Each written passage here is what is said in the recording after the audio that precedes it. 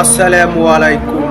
আমি মুসলিম ভাই ও চাচাদের বলছি, আপনারা তো ছোট ছোট ছেলেদের দেশে দেশে আদায় করতে নিয়ে যাচ্ছেন, যারা ইসলাম সম্বন্ধে কিছুই জানে না, কালেমাও জানে না, সূরা ফাতিহাও জানে না।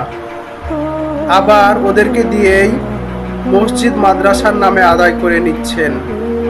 তারপর সেই টাকাগুলো মসজিদ মাদ্রাসায় না দিয়ে নিজেদের অট্টালিকা বাড়ি বানাচ্ছেন, জমি জায়গা কিনছেন, আর ভালো ভালো গাড়িতে চড়ছেন।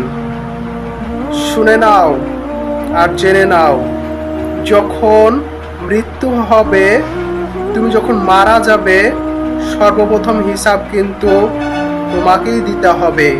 তাই এখনো সময় আছে, এসব দিক থেকে সাবধান হয়ে যান আর মহান আল্লাহকে ভয় করুন। ইয়া আল্লাহু ইয়া রহমান।